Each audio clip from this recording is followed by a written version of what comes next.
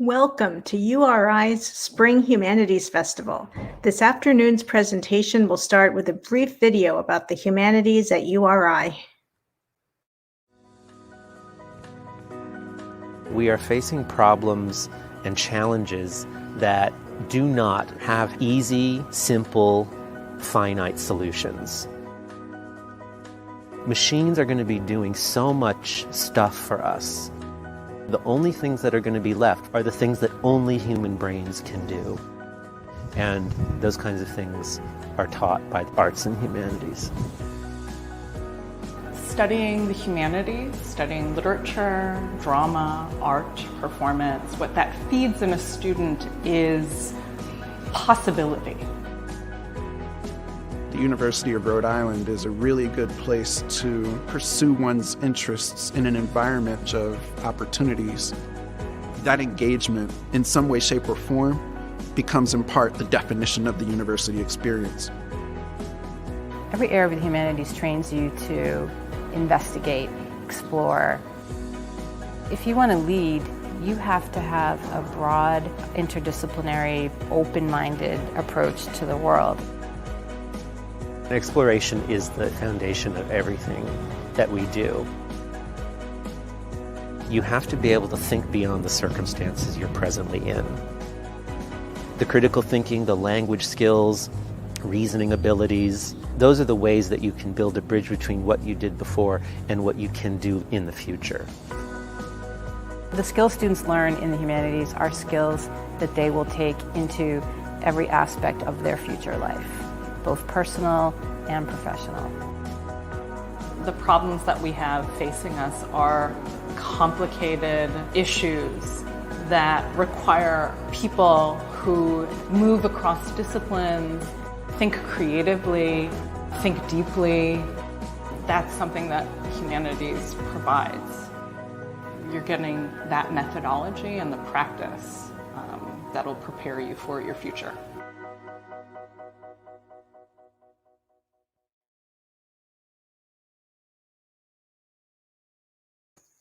Welcome to URI's Spring Humanities Festival.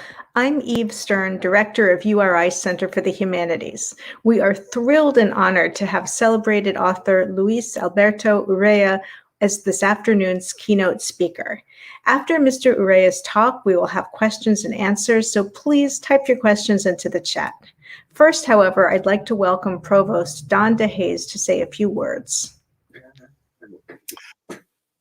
Good afternoon, everyone, and thank you so much for joining us for this annual URI Humanities Festival. In particular, I want to welcome and thank our featured speaker, Luis Urrea, today for taking the time to join us. It's not every day that we have a Pulitzer finalist literary badass on our campus, or virtually on our campus. So I'm so pleased that you could be here. I look forward to your perspective on the power of literature to help us understand some of the pressing issues in the world today. So once again, thank you for being here. I also want to take a moment to acknowledge our colleague and friend, Galen Johnson, who is a wonderful and highly accomplished URI scholar and URI citizen who retired in the past year. But yet the legacy of his work lives on. In fact, I have what I think is his latest book, unless he's published one in the last few months, to recognize his contributions to philosophy and to the humanities throughout his career. I'd also like to take just a quick moment to acknowledge the Center for the Humanities, and particularly Professor Stern. You know, it would have been easy to take a hiatus in the last 15 or 18 months. This has been a complicated and challenging time for all of us. But yet the Center for the Humanities, under the leadership of Professor Stern, really stepped up and ensured that we had a full array of programming to engage our scholars and our students throughout the year, including this annual festival, which has been ongoing for many years, and we're not skipping a beat this year as well. Let me close with just a few comments. This is unique to the perspective that I've had over the past 15 or 18 months, but this has been an amazing and challenging time. and for many of us, a new awakening.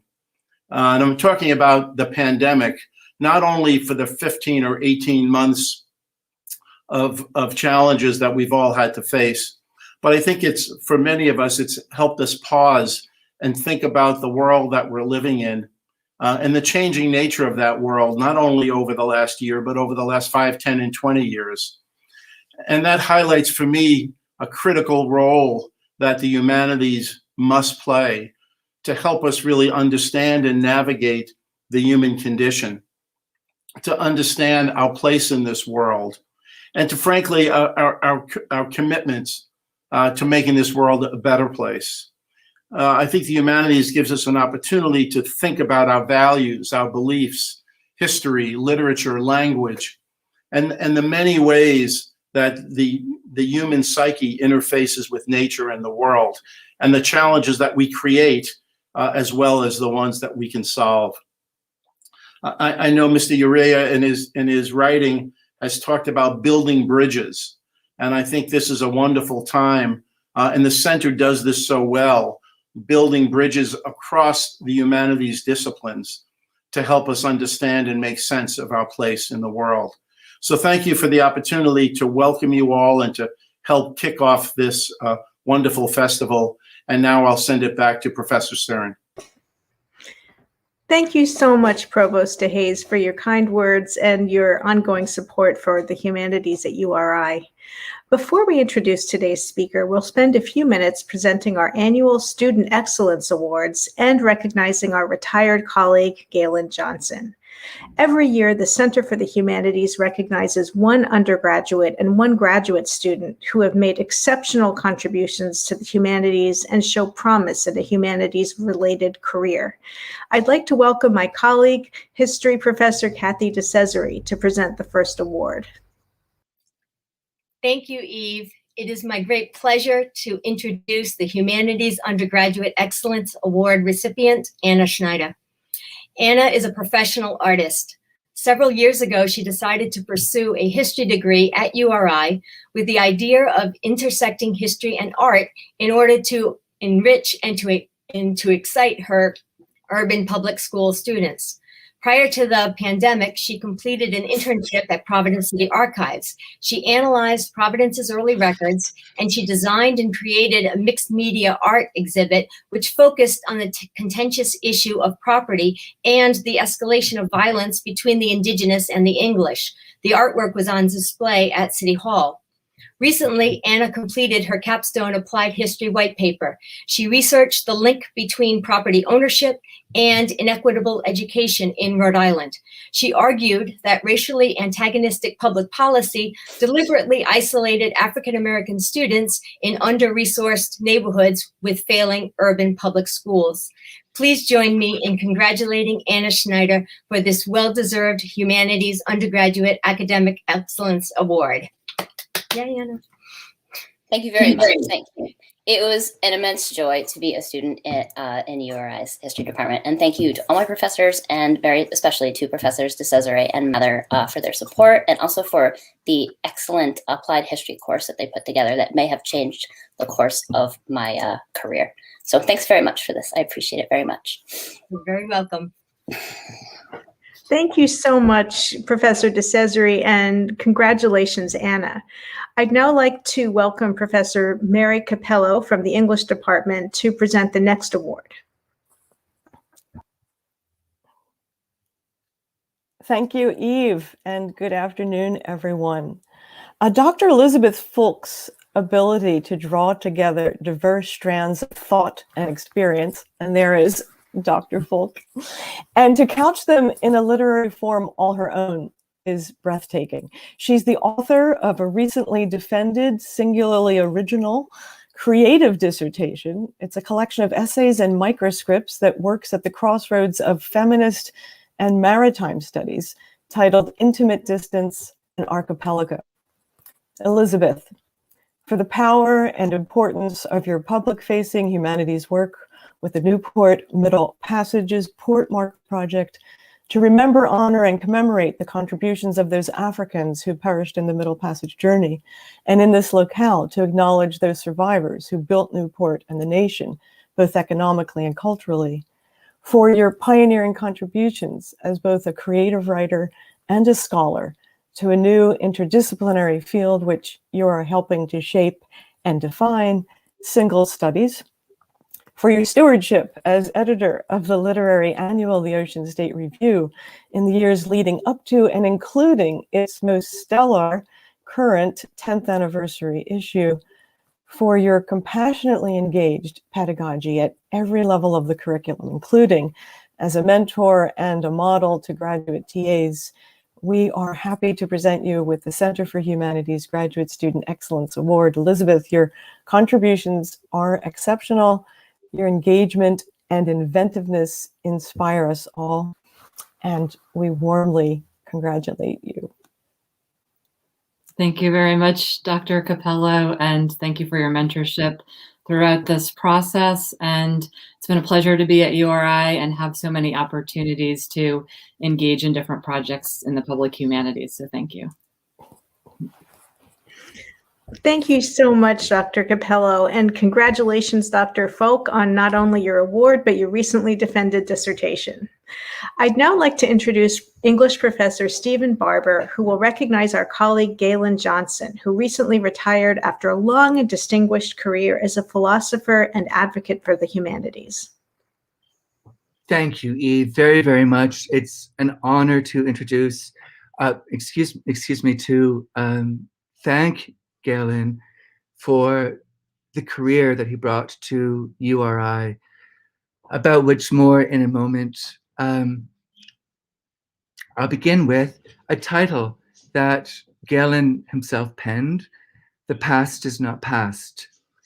And I would like to say to Galen, who is Professor of Philosophy Emeritus, that this title, to which you gave one of your talks in 2008, one on Merleau-Ponty and Paul Klee, which I remember well, is extremely apposite as a description of your career at URI, and more broadly taken. The past is not past. Galen, I have been looking through my memories of my time with you at URI and my remembrance of all the junior faculty with whom you worked, not to mention the countless MA and PhDs in English that you and your own and in philosophy at some point, that you in other departments other universities saw through to their degrees. All of them counted so much on your weekly meetings with them. I remember thinking, how does he do it? He writes books, many articles that exceed counting, even though you've numbered them in places, and meet with these students whose intellectual life you were so integral to. They still talk to with me about your contributions.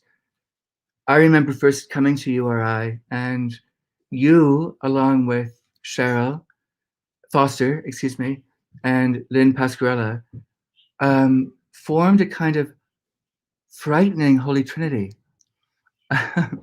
in the philosophy department, and guided our way through to thinking about how we could work interdisciplinarily with each other, all the while honoring the disciplinary distinctions between philosophy and literature. I'll say more in a moment. What I want to say is that the giganticness for now, the giganticness of your intellectual and pedagogic imprint will forever be traceable at URI. How can we acknowledge it properly? I don't think it can be done. Certainly not in a few moments. The way you shaped intellectual life at URI and beyond from the time of your appointment here in 1976 to this moment of your retirement. The past is not past.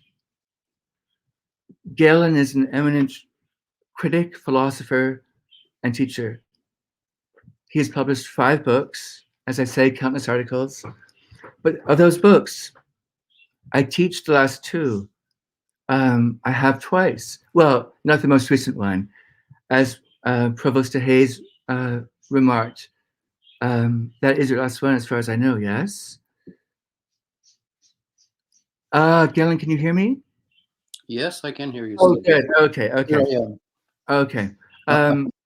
So I was mentioning the titles of your books: The Retrieval of the Beautiful, Thinking Through Merleau-Ponty's Aesthetics and Merleau-Ponty's Poetic of the World, Philosophy and Literature.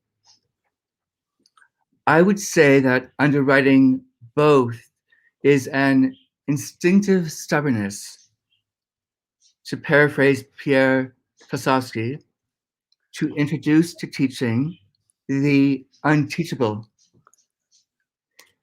In Critique of Violence, Walter Benjamin writes, what stands outside of the law as the educative power in its perfected form is one of the forms of the appearance of divine power. I always understood Galen, and continue to do as I reread him, as preparing the way for an encounter with alterity. It is an interruption of the epistemological, which attempts to construct being as an object of knowledge. With breathtaking range and brilliance, Galen reminds us, in myriad ways, of the complex relationality of phenomenological life. Galen's contributions to URI are legendary. For 6 years, he directed and vitalized the URI Center for the Humanities. He likewise spearheaded the honors program, and he's always been chair of philosophy, and he has been chair of philosophy several times over. He has served the university in countless ways, and all the while has contributed to the intellectual life of universities far flung from here, including the Sorbonne. He was awarded the URI Teaching Excellence Award and was deeply loved and respected by generations of URI students. He brought scholars to URI, organized conferences, hosted countless events and dinners with Jean, and, as I know from firsthand experience, mentored new faculty, many new faculty. I would like and plan to organize a conference at URI honoring Galen's legacy. URI is not imaginable without him. As I say, his presence remains in all that he brought to being here. The past is not past. Galen, you'll always be here. Thank you. Oh, thank you, Stephen. Those words are so touching. So nice to hear you. Our many collaborations on many occasions have meant so much to me. So thanks, Eve, also for including this moment in the program of the festival, and to Provost DeHaze for his kind words as well. I do not have time to thank everyone I would like to be able to thank today. I will just say I have loved my time at URI with so many wonderful colleagues and with many service opportunities. One of which was the Center for Humanities, of which I was privileged to be a former director, and its board members, colleagues, and great events such as this festival with scholars here and around the globe have brought me much joy. Thank you. Thank you so much, Professor Barber, for that well-deserved recognition. And I would now like to welcome Dean Jen Riley of URI's College of Arts and Sciences to introduce our speaker. Thanks, Eve. I appreciate it. Good afternoon, everyone, and welcome. I'm pleased to be introducing Luis Alberto Urrea today. Just a year ago, his visit to URI was canceled due to the COVID-19 pandemic. The sun is shining today. I'd like to think his joining us today a year later is a sign of hope that we're finally moving through the pandemic, and that next year our celebration for the humanities will be one that we share together in person. We're fortunate to have Luis Alberto Urrea here with us today, a 2005 Pulitzer Prize finalist for nonfiction, a recipient of the 2020 American Academy of Arts and Fiction Award, a member of the Latino Literature Hall of Fame. He is a best-selling and critically acclaimed author of 17 books. He's most recognized as a border writer, though he says, "I'm more interested in bridges, not borders." Today we get to hear directly from him. The title for his talk is The Humanities in Action, A Writer's Perspective on the Border. In a 2018 interview with the Latin Book Review, Urrea commented on the borders. "The border has nothing to do with being Mexican or not. The border is simply a metaphor for what divides and wounds us as people. And I mean that border between any group of people, gay, straight, black, white, Muslim, Jewish, etc. Marginalized and oppressed people know full well that the border is not just that place the Border Patrol enforces. So my job is primarily to tell a true and good story about us, but I'm also representing the ancestors and striking a blow for sacredness. I strive to force readers to love these characters I am creating. It is a subversive act. It is my responsibility. It is my honor." In another interview, he says this about borders. "I think liminal space is where all writers go, that place of crossing, that place of pressure, of two things meeting. That's a rich, that's where the plankton wells up and the currents meet. And you can choose to see it in different ways. And either the border is a hideous, festering scar of oppression, horror, and violence, or it's a fraternal space where two cultures meet and can exchange. We live in a time of borders. I particularly have thought this a lot over the past several years as our country has been impacted by partisan politics, by socioeconomic divides. I'm reminded this afternoon with our URI celebration of the humanities, again, of how the humanities themselves, particularly the power of story, enables us to grapple with difficult conversations, to engage with one another as we seek to make sense of the world we live in, what we value, and how we might forge communities that are stronger with fewer borders. Please join me in welcoming Luis Alberto Urrea to the University of Rhode Island. Buenas tardes, URI. Tijuana in the house. I'm so happy to be with you finally.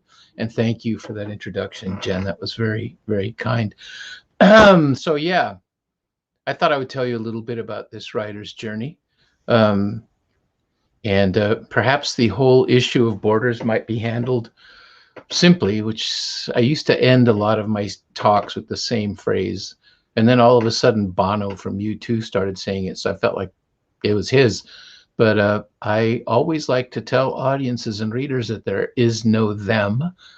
There's only us. And I think our job as writers and educators and readers, as humans and as Americans, is to try to understand the definition of what us means. That's my calling. I can't help it. So I just got done with a really lovely class visit where I probably talked too much, but answered questions from students about things. And I'm going to try not to repeat myself, but I want to tell you some things about me and some things about my family and some things about my perceptions and where the work comes from. We currently live outside of Chicago. I'm a professor of writing at University of Illinois, Chicago. So those of you who want to, be creative writers, come see me. We'll have fun. I was born in Tijuana. You probably know. My father was Mexican. My mom was American, North American. My father was bilingual, but mostly Spanish speaker. my mom was quite American and didn't speak any Spanish whatsoever. My mom, in some ways, thought of herself as a New Englander. She was from New York. She was from Richmond Village on Staten Island. The family had digs in Staten Island, Manhattan, Queens, but their heart place was on the North Shore of Long Island in Mattituck. And I think she thought of herself as a New Englander because of that. You know, she often went over to Connecticut. She loved everything about New England. And oddly enough, her dream was for me, whom she called the dear boy, would someday escape the border and escape San Diego, which she hated, and find my way to New England. More about that in a second. So my mom was a World War II veteran, actually quite a war hero, Red Cross woman who, helped liberate Buchenwald, was trapped in the Siege of Bastogne, made her way through the Battle of the Bulge, helped liberate Buchenwald, did I mention that? And was severely injured at the end of the war. And she came back to New York City after all of that and just couldn't find her footing anymore, and had gone to San Francisco. Friends had invited her to join them. There was some expat kind of in-country expat women who had come back from the war and gravitated towards San Francisco because, everything goes in San Francisco, even back in the 40s.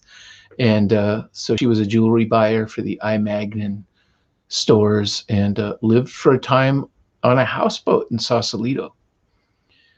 When you're a kid, I talked about this with the students, you commit this horrible sin by thinking your mom's not really hip. Your mom's just your mom. When I think back on all the lives my mother led, it's daunting. But she was there. My father was a Mexican Army officer and presidential staff member, and he had flown to San Francisco because he looked like Errol Flynn, kind of. He was a very Irish-looking gentleman, blue-eyed.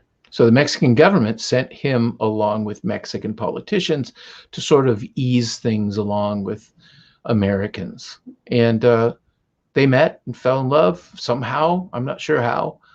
And they got married in City Hall. In fact, I actually do know how. You might appreciate this, but there was apparently a party at the Mexican consulate.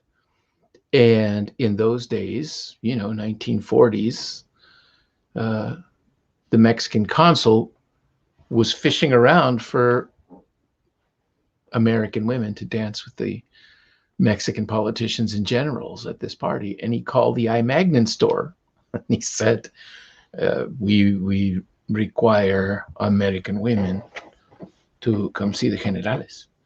And so the manager couldn't think of anything, and he went to the jewelry department. He said, ladies, we're going to the Mexican consulate. And my mother and several of these women, off they went. And my mother, you may see how I became a writer from these two people, these parents of mine. But my mother always told me this story that she was at this party and this terrible man, an actor from Argentina, no less, started putting moves on her. And I don't know what your mother was like, but my mother, her stories evolved. So at first it was this terrible man who followed her around trying to seduce her. That was terrible enough in her eyes. But as time went on, he mutated. He started turning into Dracula, basically. He had a hypnotic look, and then he's coming after her, with his cape over his mouth. And she said that he was a terrible man because he'd make moochy lips at her, And he chased her through the consulate, and she escaped into an enclosed garden where she couldn't get away from this guy. And he was making his terrifying, approach. And my father burst out of the party and yelled at him in Spanish and sent him packing. And then in his, classic Mexican style, took off his hat. He was in full uniform. She was a sucker for the captain.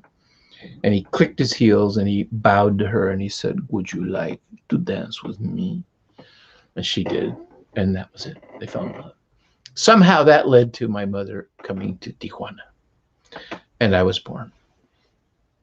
So I had this transborder experience even before I was born.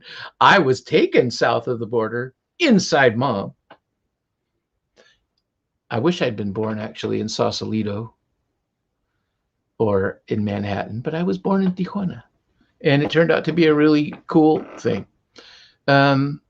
We had a house. I told the students about this on Rampa Independencia, which was an unpaved street on the side of a hill with a lot of family and dogs and pomegranate trees and banana plants. It seems exotic now, but that was my reality as a little boy. And then we came to the United States and we settled in a barrio called Logan in San Diego, which to me now, in retrospect, I call Diet Mexico, because everybody there was either Mexican, African-American, some Filipino folks, and then a smattering of white folks, one of which was my mom.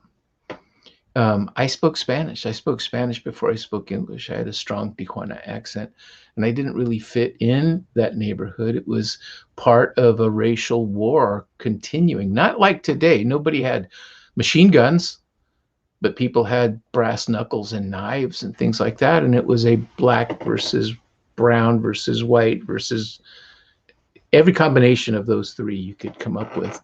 You could be in serious trouble being on the wrong corner, having the wrong accent, being the wrong color. So you can imagine me. My first desire in life, my overarching desire, was to become a priest. And you probably will see that in my own compulsions now as a writer.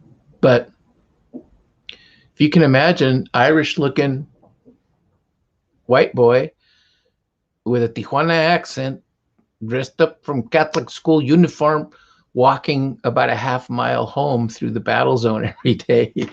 And they just nobody knew what to make of me, but I was like a one-man peace movement because battle ceased and everybody involved could then concentrate on kicking my butt, which wasn't that much fun. So I spent a lot of time in our sad little apartment reading.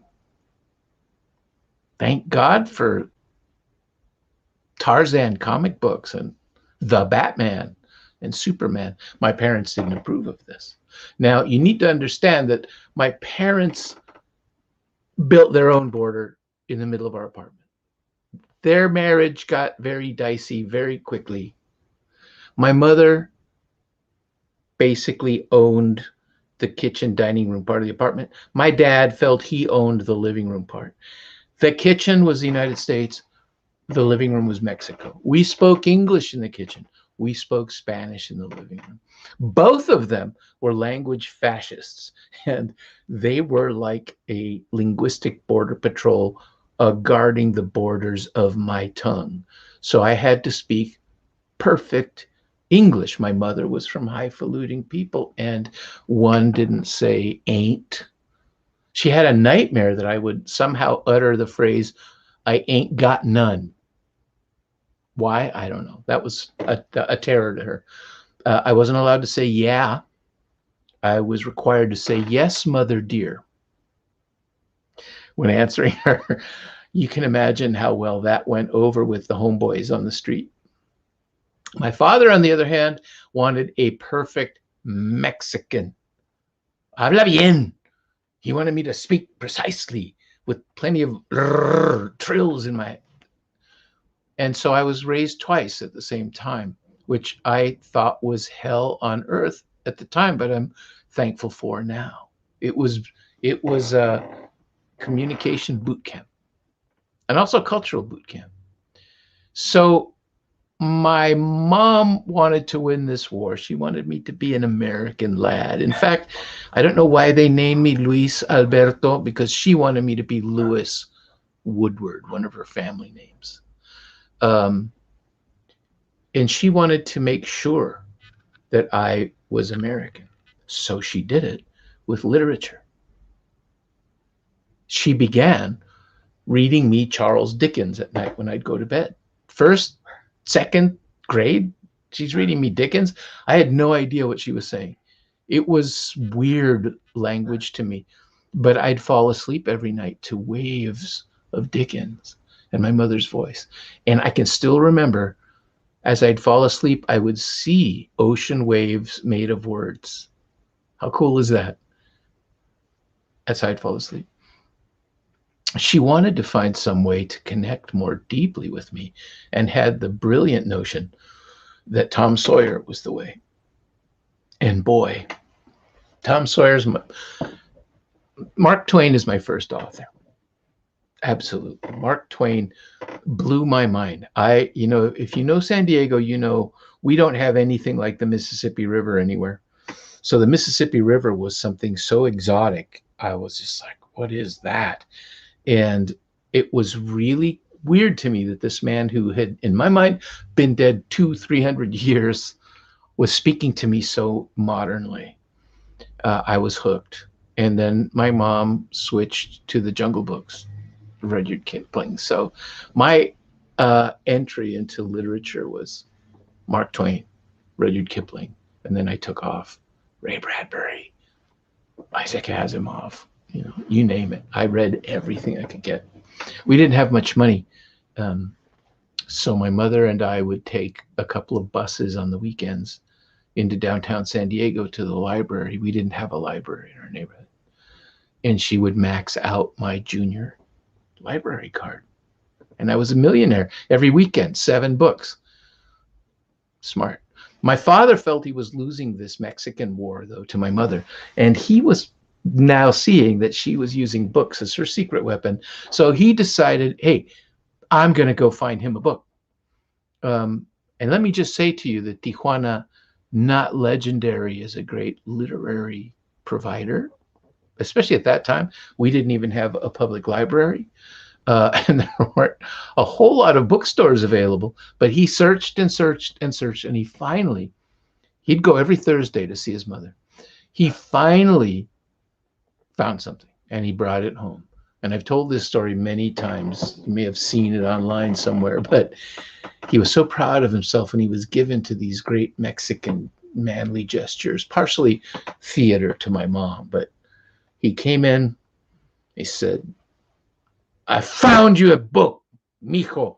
And he slammed it on the table. It was a white paperback edition from Spain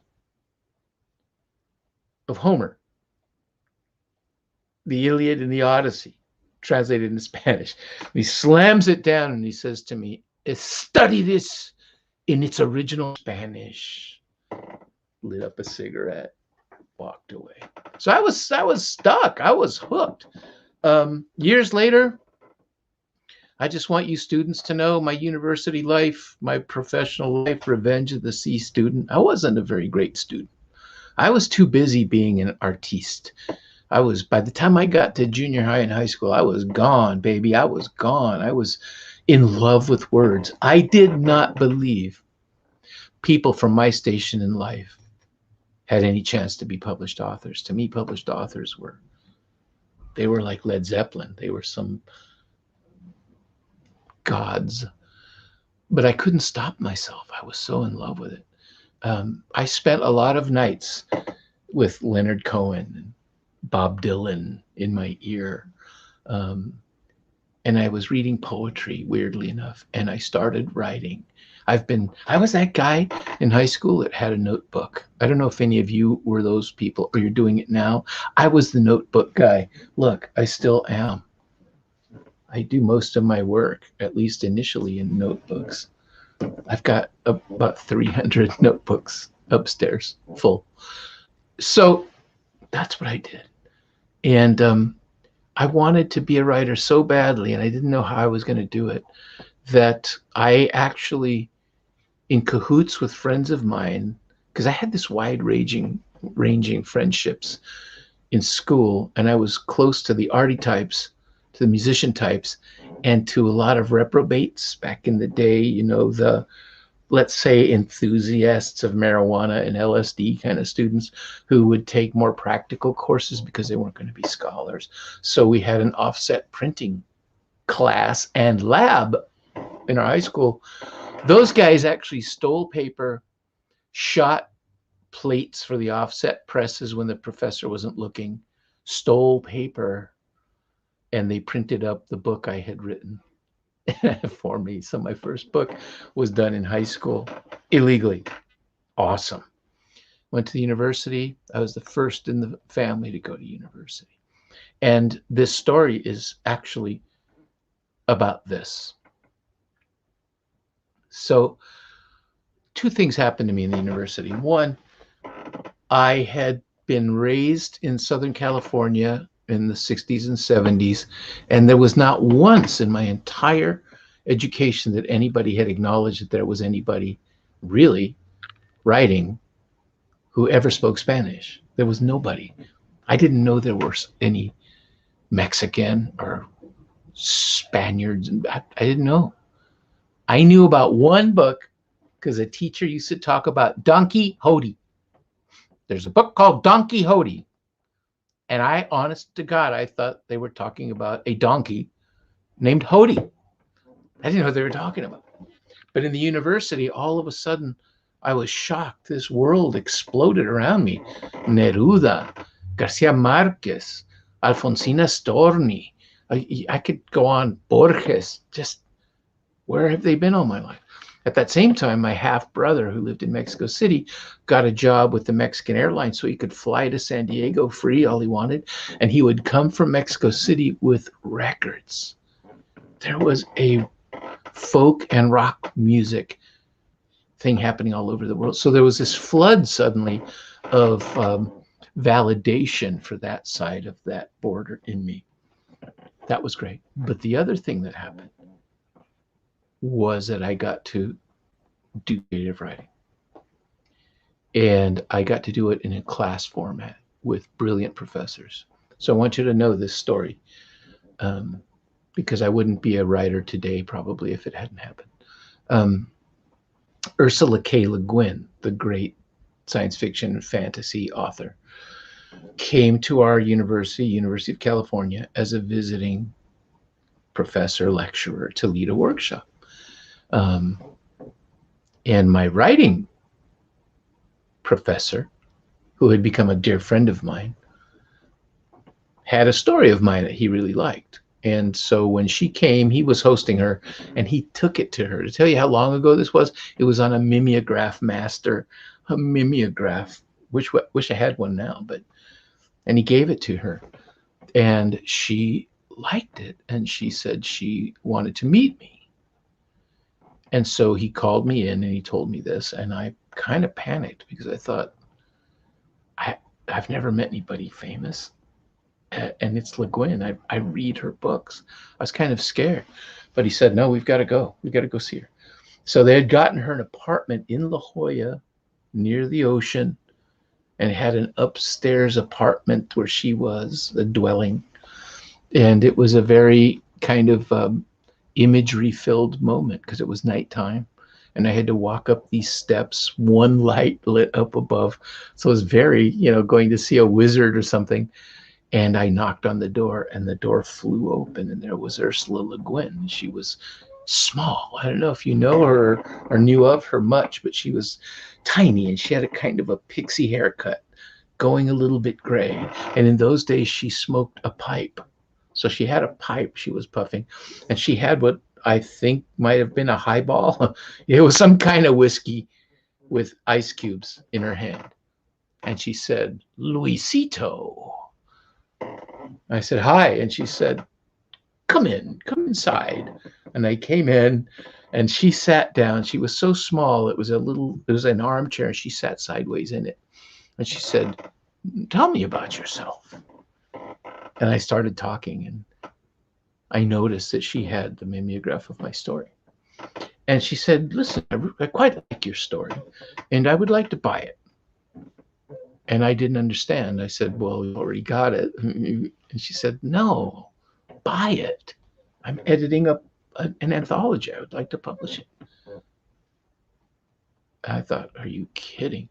I said, okay, yeah, great. And she said, and I think you need to take my workshop. I said, oh, okay, great. And that happened. So she took me in.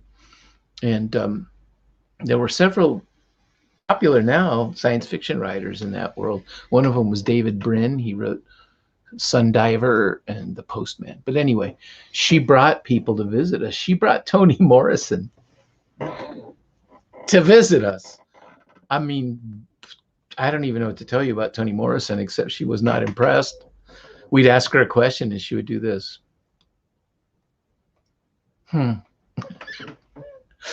But Ursula took me under her wing and she trained me and she taught me manuscript format and she made me think more intelligently than I had known to.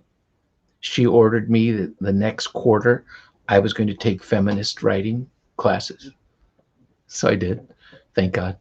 And she guided me. She started my career and she was the presence, you know, that gave me wings in so many ways. So, you know, that was all kind of crossing borders, wasn't it? And redefining what your job is. I, of course, being a poor boy, wanted to be, you know, Stephen King or somebody. I needed to make money.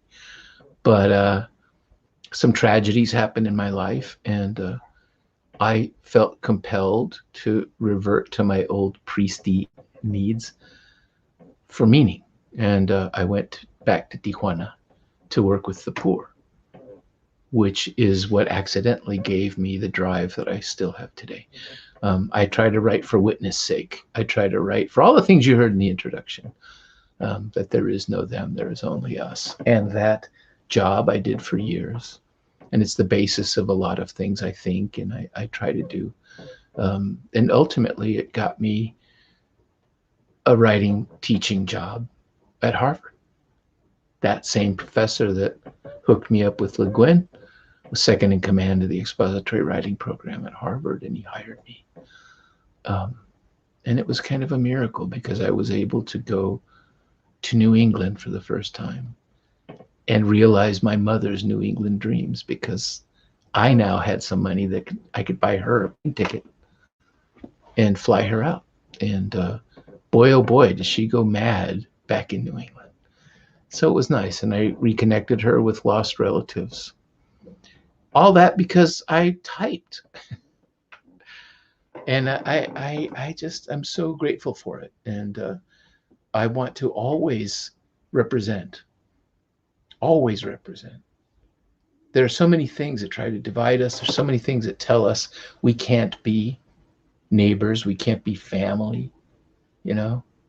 When you teach, I'm sure professors see this, maybe not as much in Rhode Island, I don't know, but certainly in Chicago, we're a bit segregated, and you will see classrooms split apart by ethnicity or religion, you know. For several years, it was very difficult to teach classes because of the post 9/11 fervor. So I often would have young women in the hijab that students would not even sit near. And they, every semester, were the most brilliant of my students. And so I made a deal with them. When I came in, I would say, Assalamu alaikum. And they would say, alaikum assalam. And then I'd said, and you and I are going to have a chat every class period and let them listen. And, you know, the job, as simple and stupid as it seems, is very complex and meaningful. And that is to let people know that other people are people just like them. So you'd start the talk, how is your father? Oh, my father's great. Did you tell me he was really funny? He's hilarious. He's always, you know, because you can see the students don't believe that a Muslim father is hilarious and full of life and joy with his daughters. You could see it in there. And, you know, a couple of weeks in, people would gravitate toward each other, and I'd watch my class make community. That's all about writing, really. And I would say to you, if you are interested in literature, or you want to be writers. I know there are people who do. I know you're all readers. It's about the process. It's not about a career. It's not about an action. It's about a state of being. It's about a state of being. There's a wonderful Mexican-American author named Rudolfo Anaya. He's sort of our godfather in the Mexican Latinx writing community, the Chicano community. He wrote a classic called Bless Me Ultima. If you haven't read it, you might like it. If you have read The Hummingbird's Daughter, it's the book that allowed me to write The Hummingbird's Daughter. He was sort of my second mentor in a way. He always looked out for me over the years. He's fairly recently passed. But he said something to me, which is one of my key rules all the time, and one of the first things I push on my students. But if you're looking for a bit of a key to what I write and why I write the way I do, aside from what my wife says is my Jesus complex, it's this. When I was much younger, I met him. He came to visit San Diego, and he was under fire because the Chicano movement was extremely political, Marxist dialectic political at the time, and they saw him as a little too folkloristic. And I asked him, what do you do when people say your work is not political enough? And he said to me this. He said, if you can, through your work, take your grandmother in Mexico and make her the grandmother of a reader in Iowa or Nebraska, then you've committed the most powerful political and spiritual act you can. And, that's one of my commandments for sure. How am I doing for time? 5 more minutes. I just had to ask how we're doing for time. So those are some of the background stories about this sort of thing. And I want to say to you that I'm really in some ways sad because neither of my parents ever saw me actually publish. Not really. My mom saw that first Le Guin story. We were in really difficult situation financially before I went to Massachusetts. And I was telling the students this, the last Christmas I was home, we were completely out of funds. And my mom gave me a strip of postage stamps wrapped in beautiful wrapping paper. And she said, I'm giving you this present in the hopes that you will send out another couple of poems or stories. See if you get published. She knew, she got it. And, it happened. I have to tell you, by the way, and then I will open it for questions because I'm very interested in what you might want to know. I have to say, for a kid like me who was word crazy, to get to go to Harvard and get a faculty ID card, holy cow, to eat, in the faculty club, looking at all the geniuses was amazing. But I've got to tell you, to be there, having lived by books and walking across campus, I see a piece of typing paper taped to a light pole outside the library. And it says, John Irving, 3 o'clock, room 1 something in the library. And I thought, John Irving? Like John Irving? And I went in there and I peeked in the room and it was John Irving. And he said, oh, come on in. And I went in there. There were some students and me. And I thought, honestly, maybe the cops were going to throw me out. I didn't know. And he said, I'm so glad you're here. I've been working on this new book. It's called A Prayer for O and Meanie. And I've got to read you something. I need to know if you kids think it works. Later on, Eudora Welty, that I got to shake her hand. And she presented One Writer's Beginnings as a series of talks. I got to sit literally at her feet every day. Saint Eudora, unbelievable. Go to a Norman Mailer reading. These things were impossible to comprehend. But you know, it was all fuel. It was all stuff that kept going into the reactor. And I thought, if all of these people can tell these stories about all of these topics, I can make stories to represent all the parts of my history that have been disrespected, cast off, ignored, because they're as great as everybody else's stories. And the last thing I just want to say is, my newest book is about World War II and about my mother's service. It's a novel, but finally, I feel like I have spent so many years honoring and representing my father's legacy that now, you know, I've completed the circle and I can represent my mom's as well. I feel like I'm finally kind of stitched together and whole. So I hope that told you something of value. I will sit back and see what questions come. And thank you again. Thank you so much, Mr. Urrea, for a truly fascinating and inspiring talk. We now have time for questions and answers, so please type your questions into the chat, and don't forget to like and share this talk on social media. We're going to start with a recorded question. Hi, Mr. Urrea. My name is Zach Pangborn, and I'm a senior history major here at URI. And my question pertains to the issue that we've been having at our border for many years now. What do you think influences the relationship America has with illegal immigrants more? Is it the policies implemented by our lawmakers and presidents, or is it the general public opinion that America has towards illegal immigrants? I'd love to hear your input on this. Thank you for your time.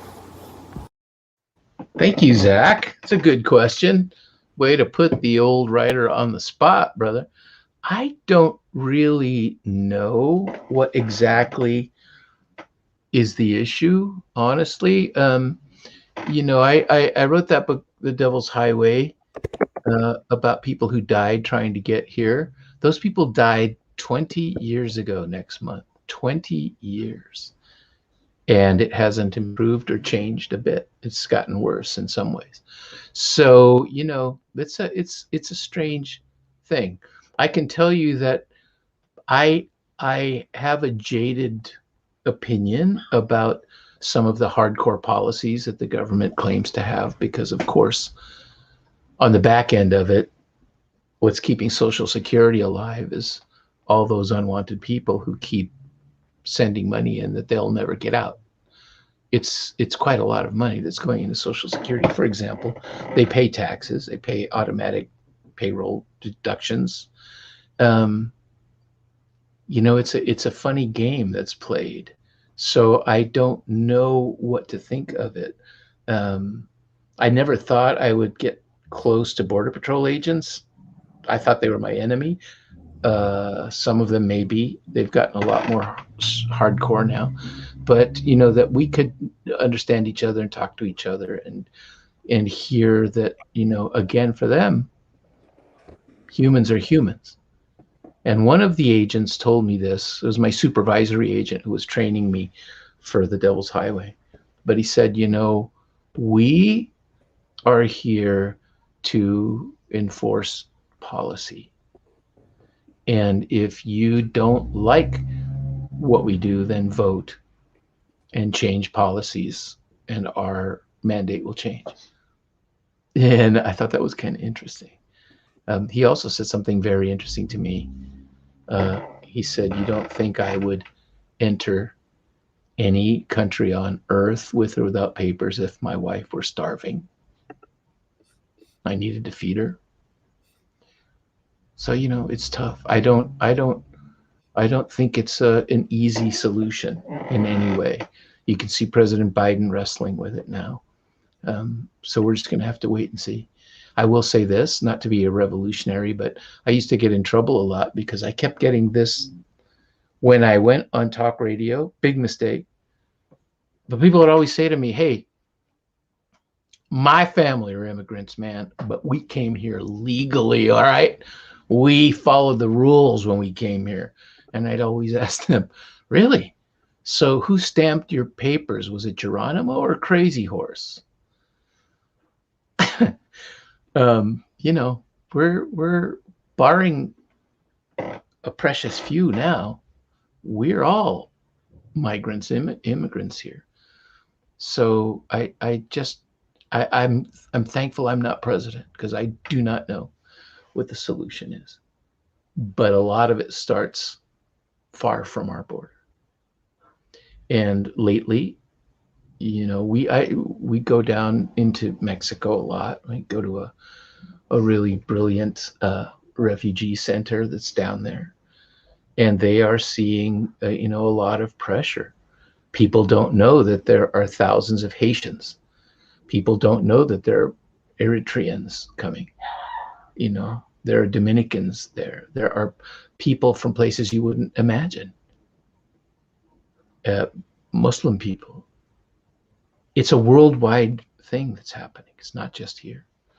So what do? I commend it to prayer, because I don't know what else to do about it. Oh, and I write about it, which for me is prayer. So hope that helped answer something.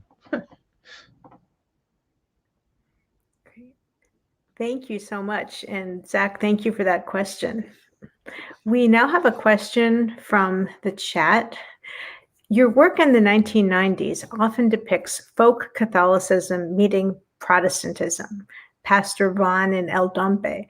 Sometimes this led to humorous misunderstandings, such as tampon donations being thrown out. But it also led to Baptists, Catholics, Pentecostals, and native curanderos coming together. What's the religious pulse like at the Tijuana-San Diego border today, now that Mexico has a significant Protestant population? That's a great question. It's different. It's really different. You know, that turbulent stew is fascinating to me. The thing about Catholicism is that it's got so much room in it for the old ways, you know, for beliefs that are much more, in some weird way, indigenously aware, especially now. You know, it was harsh dominance at first, and then, you know, some of the radicals like the Jesuits who sort of pushed aside the move to wipe out the Yaqui Nation and creating a syncretistic Catholicism with all the indigenous ritual with it. It's very fascinating. Evangelical Christianity has had a really interesting surge, it's true. But then all these other cultures are at the border as well. A lot of indigenous people. So I think at the end of the day, my experience of it is that a kind of a more indigenous worldview still permeates the border in a lot of ways. The hardcore sort of Kenneth Copeland kind of, you know, Bible Christianity is strong there and unbending, I would say. My experience of it is unbending. You know, leading toward stuff like the Make Tijuana Great Again movement, which, you know, they didn't have MAGA hats. They had MTGA hats, Make Tijuana Great Again, which some of us were like, again? What? When were we? We were great? This is wonderful. My fear about it is that I feel that a bit of a sense of humor about it may be compromised. Whenever there was room to laugh together, whenever there was room to sort of haggle together, look at each other's foibles, there was room to find a path of some sort to get along. And that I don't know how that's going now. In fact, I'd like to go back and spend time on the border yet again, sniffing it out now, because it's changed and it's changing.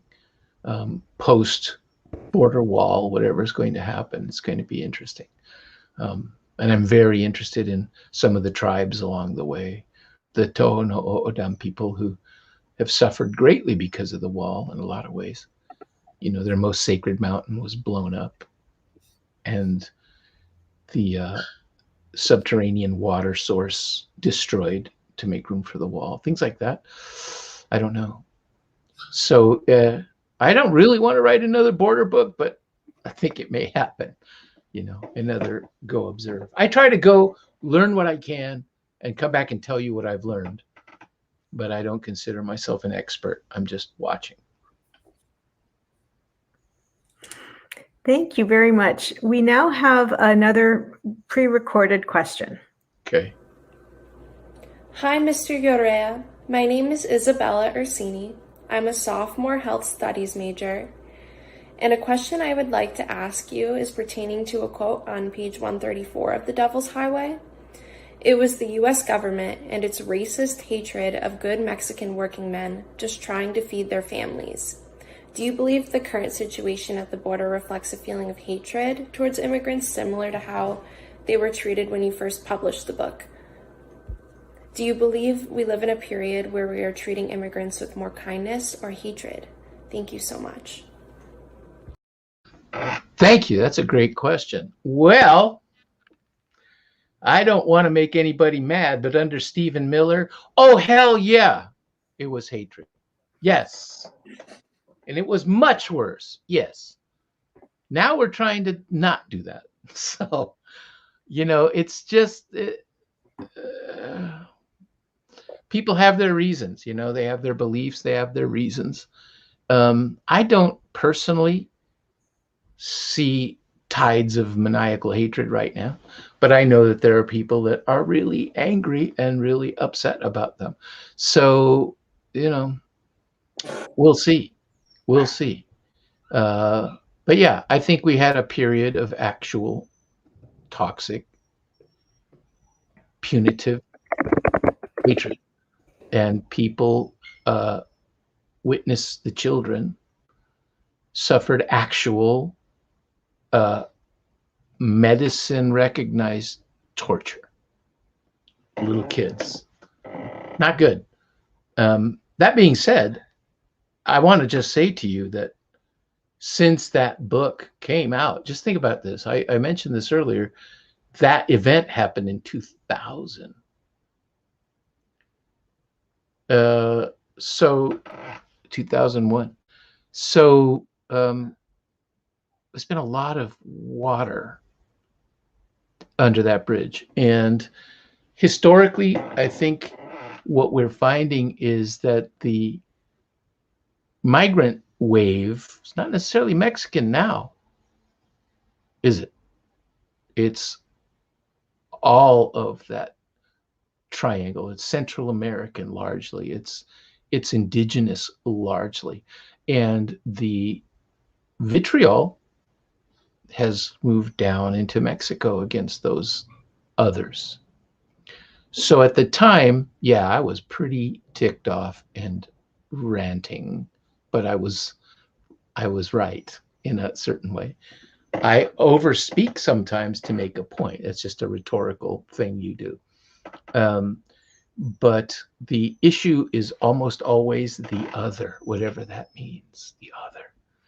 And they are panicky in Mexico that these others are affecting the great Mexican way of life, which we kind of disparage. And the last little thing I'll say about it is I got a lovely award in Montreal. It was very French. It looked like a chunk of ice. It was beautiful. But one of the hosts said, "We don't know how you guys do it because we're having a lot of trouble with the border." And I said, "You do? You have trouble?" I said, "Yeah, that southern border." And I started to try to, you know, ease the waters and apologetic about, the Mexican American. And the guy said, "What are you talking about? We're not worried about Mexico. It's you people. You're our southern border. You're the problem." I thought, oh, the USA? What? I don't know what it is. It's, I think redefining what a border is, which they talked about in the introduction, may very well help ease things. There may be a worker program that we could do. There's so many options that one could come up with that we are not addressing. So we'll see.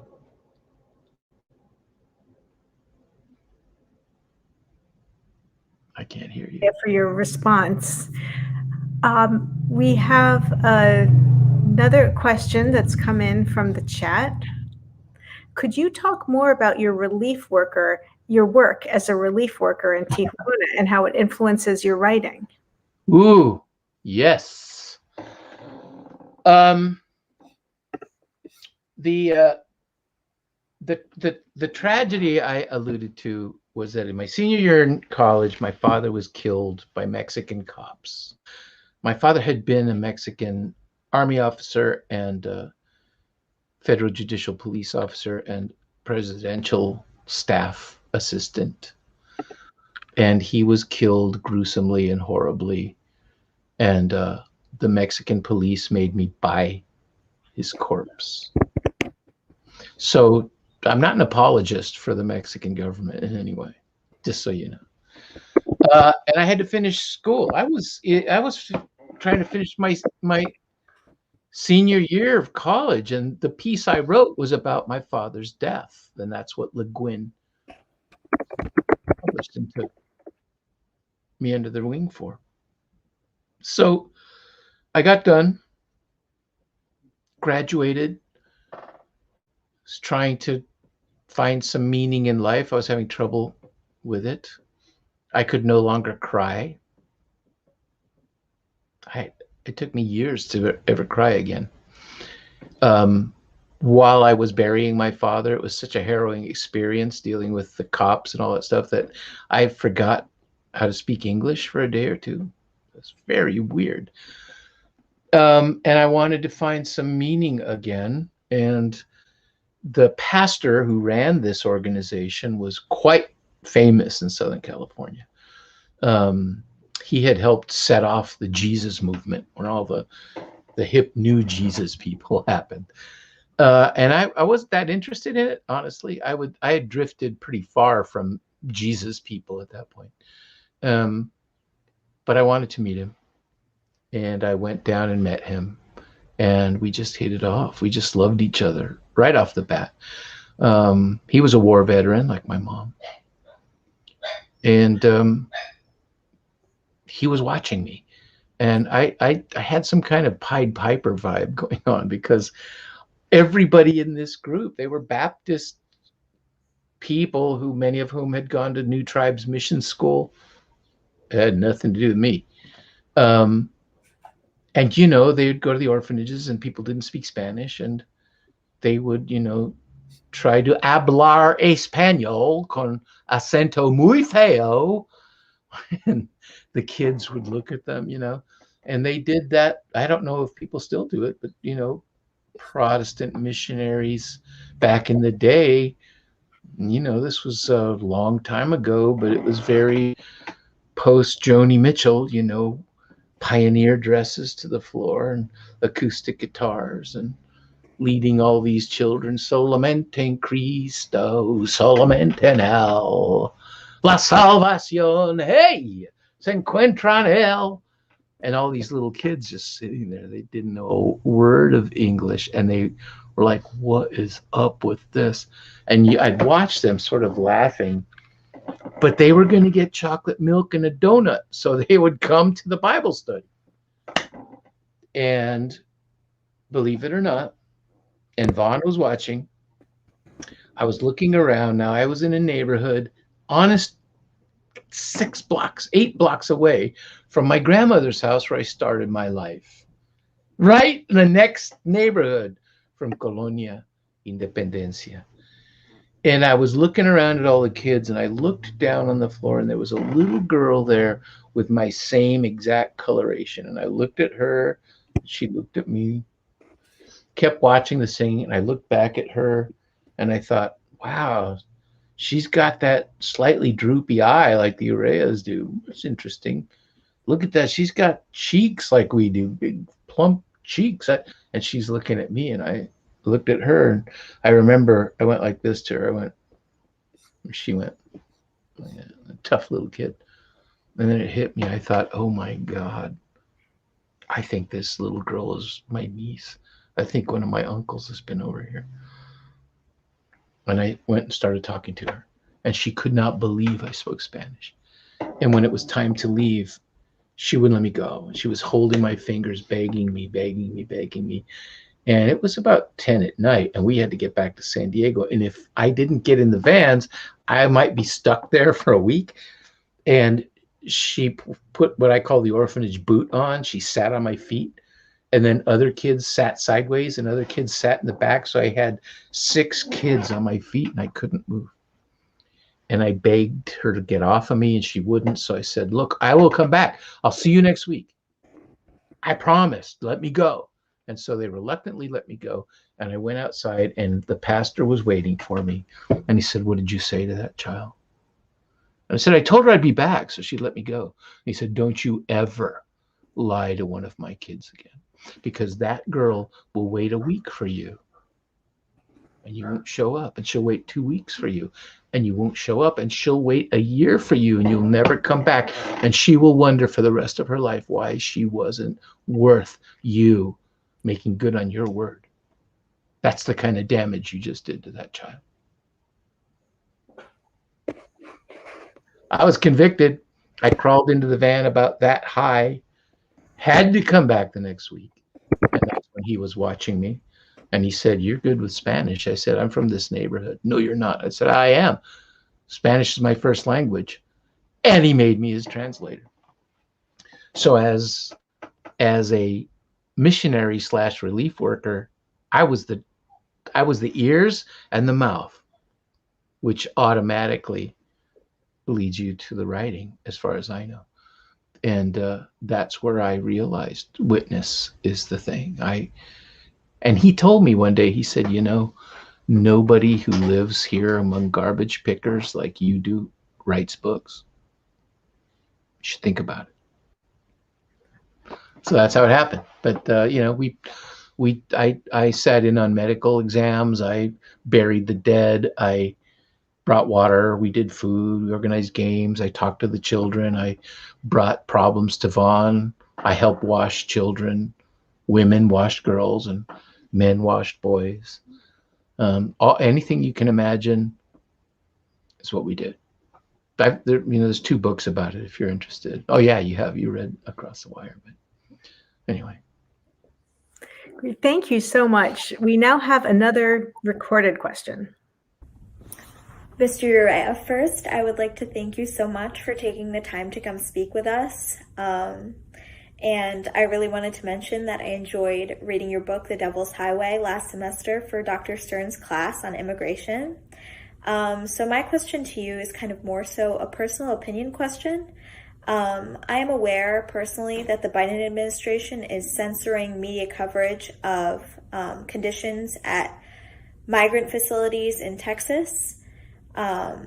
And I was just wondering what your opinions were on this, and just in general, what your opinions were on the recent escalation of the border crisis in general. Thank you so much. Thank you, Lauren. First of all, the word crisis is a media construct. It's not, it's business as usual. And if you watch those Fox News films of Ted Cruz and those guys in the armed battle boat driving around the Rio Grande to catch evildoers, you'd realize that where they're at is one of the big party spots on the river. There's actually tourist boats in the shots. Be careful what you're fed. You know, I don't know about Biden necessarily censoring things. I think he was handed an impossible, untenable situation.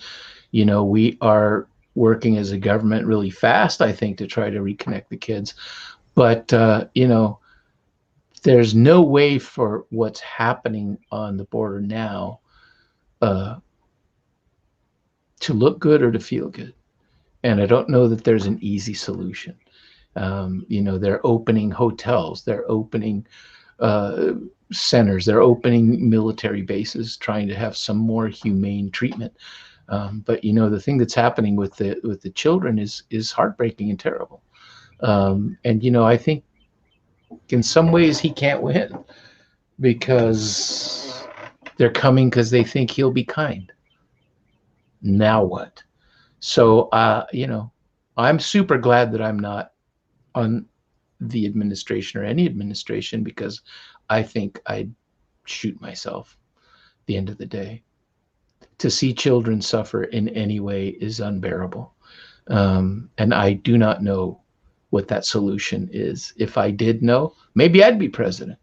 But I'm trying to find out, you know, and I'm around that stuff a lot. And I'm around people who do migrant work. I'm with people who do juvenile migrant work, you know, and people are trying. I am not happy about it, but who would be?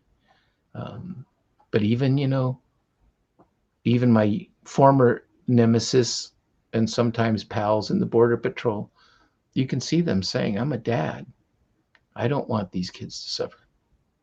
So, you know, humanity is going to have to win out sooner or later. Mexico is going to have to figure something out. It was an interesting thing. I've written about it some. You can find stuff online that I've written about it. There's a thing about the migrant shelters in time. There's a piece about my feelings about what happened under President Trump and Stephen Miller in the Atlantic. There you can Google them. But you know, we my family, my wife and I go down to the state of Guanajuato a lot. We visit San Miguel, and there's a city there called Celaya, and Celaya has actually the only migrant shelter in Mexico for people who lose limbs on that train they call La Bestia. There are people getting mauled and crippled, amputated violently by that train. And the pastor there takes in the walkers, those incredible caravans you hear about, and he takes in the wounded, and he does, you know, he helps them get artificial limbs and so forth. And so he's been at the forefront of this, and he is part of a network, a phone and text network from Brazil to the US border of pastors and social workers and so forth, who can keep each other informed about who's coming and where they're going. And he said something quite brilliant to me. He said, you know, Mexico's going to have to figure this out, that when the people go through Mexico to the north, they're migrants. They're going to get to the border and be rebuffed. And they're going to start coming back. And that's happening. They're going to come back like a wave hitting a seawall. And he said, but they can't go back to Guatemala. They can't go back to Honduras. They can't go back to El Salvador because they will very possibly be killed. So what's happening is, on the backswing, they are refugees. And they're all settling in the very heart of Mexico, in the Midlands. And so, you know, it's going to be a complicated issue for Mexico. We're seeing this happen. So everybody, again, like I said earlier, is trying to negotiate this very complicated situation. There are some wonderful movies about what it's like in Spain trying to regulate Africans trying to live. I think at the end of the day, believe it or not, it's about trying to live. It's not about getting your benefits. It's not about marrying rich white people. It's not about getting into college. It's not about stealing anything. You know, it's about people desperately trying to not have their children die, believe it or not. This is a huge crisis. And I got to say, I don't think it's a political crisis. It's a religious crisis. I hate to say it. I once did a TED Talk, believe it or not. And I offered anti-immigrant people, because especially at that time, but still, I think a lot of the really seriously anti-immigrant people are evangelical Christian people. And so I said, okay, let's have a Bible off. Let's do a game show. And I said, let's have all of you folks, hardcore build-a-wall folks, Ayn Rand kind of folks, over here on this side. And then on this side, let's say I'll get Bono from U2 and Pope Francis, and we'll have a Bible off. You guys find all the Bible verses that tell you to never help a migrant, never help a widow, don't feed the hungry, don't clothe the naked, don't visit the prisoner, don't welcome a stranger.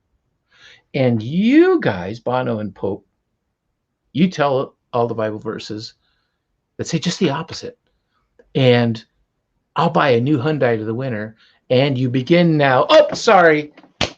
The Pope and Bono won because there are no verses that tell us do not help people in that kind of trouble, because we were in that kind of trouble once. We should know better. It's complicated. So, I'm so thankful. Like I told you, I am not a politician. I'd lose it. My head would explode.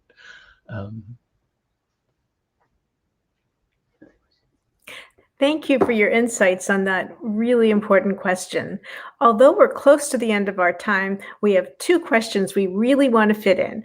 So we'll try to do those quickly. The first is from the local advocacy group, Progreso Latino. In the pandemic, Progreso Latino served 15,000 families in our small food pantry in Central Falls, Rhode Island. Today, we serve 400 to 500 families each week. Can you comment on the borders built by systemic poverty and structural racism that the pandemic exposed and continues to grow? Oh, absolutely. You already know. I mean, yes. Yes, it's amazing. Our people are dying at a higher rate than a lot of other people are. Our neighborhoods are suffering greatly, and it's so ironic. And I'm not telling you anything you don't know, but years ago, under Clinton at one point responded to the crisis. It's always a crisis, always a crisis. The language others people relentlessly because of our choices of language. Illegals. Really? Are there illegal people, really? Undocumented? That's a different thing, isn't it? Whatever. Anyway, he threatened to close the border. And I was traveling across country. As soon as he threatened to close the border, a couple of things happened. Immediate panic reaction south of the border, immediate panic reaction north of the border in agriculture. Workers vanished. Crops rotted. We were driving across the country. Guess what happened? Motel staffs vanished. People working in Burger King, McDonald's vanished. By the time we got back to Chicago area, the orchards in Michigan started to die out because nobody was there. There was no one to pick the harvest. People with the big burger chains were sending buses to Chicago to try to recruit people to keep their businesses going, trying to find maids so suddenly our people who were illegals maybe, or invaders maybe, or others, were really important. Why? Because we needed to make money. We needed our businesses to run. In a less toxic sense, you see this in Washington State with the apple growers. They need that population to help them provide apples for the United States. So yeah, I think poverty, yes, certainly is a borderline. But what really is a borderline is language, because language dictates all of, you can make yourself think differently by changing your vocabulary. I think. I love what you guys are doing. Drop me a line. I'll try to help. Wonderful. Thank you. We are going to end with a recorded question. Hi, my name is Claire Estiqui. I am a junior at URI and currently double majoring in health studies and gender and women's studies. For today's lecture, I wanted to ask a very specific one regarding an actress that I think of when I think of Latin American film or just actors and actresses. I think of Sofia Vergara. She is Hispanic, Colombian to be exact. She's a woman and she has a really thick accent that at this point she doesn't need to cover up. Now, as much as I find her work empowering for other people that can fit in this in those categories, I sometimes feel like her roles can be oversaturated and kind of works in a double-edged sword for her. And I kind of wanted to ask your perspective on that, even though I find her super amazing. Oh my goodness. That's fantastic. Yeah, I think, I think she's very sly. But I know exactly what you're saying.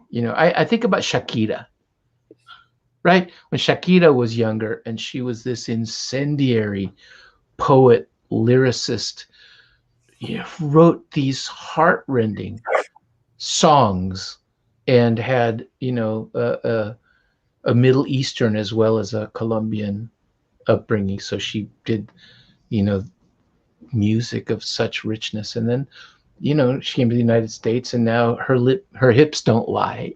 She's doing Halftime. She's become a Beyonce. So yeah, Sofia Vergara, I think, she was an ambassador. She was, and still is, a pioneer. And for that, I think we should revere her. But I know what you're saying.